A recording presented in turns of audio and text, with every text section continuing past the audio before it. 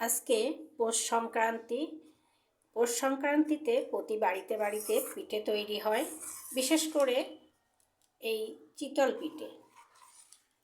এই চিতল পিঠেটা আমি আজকে করছি লোহার কড়ার মধ্যে। এই লোহার কড়ায় চিতল পিঠেটা খুব সুন্দরভাবে হয়ে যাচ্ছে। আপনারা মাটির ছাঁচেও করতে পারেন, তাতেও ভালো হবে, বা কোনো অন্য কড়াতেও হবে।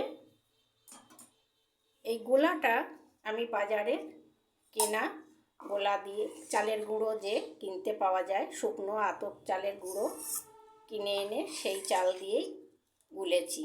উষ্ণ গরম জল, লবণ আর একটু বেকিং পাউডার, বেকিং সোডা না, এখানে দিয়ে ঠিক এরকমভাবে গুলেছি, না পাতলা না ঘন, ঠিক এইভাবে গুলতে হবে। গুলে আমি তৈরি করছি। আপনারাও এইভাবে তৈরি করে দেখুন, খুব ভালো হয়। এটা 2 মিনিট লাগবে হতে, বেশি টাইমও লাগে না, 2 মিনিটের মধ্যেই হয়ে যাবে। গ্যাসের জোরটা কিন্তু মিডিয়ামে দিয়ে রাখতে হবে,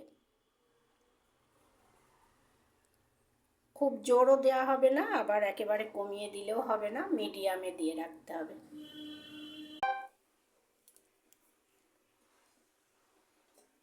দেখুন 2 মিনিট পরে আমি খুলছি, কত সুন্দরভাবে দেখুন উঠে যাচ্ছে।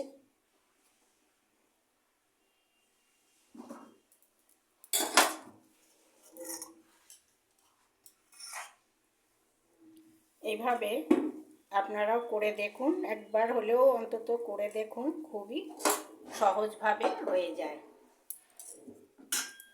কোনো ঝামেলা নেই, খুব সহজভাবেই এটা হয়ে যায়।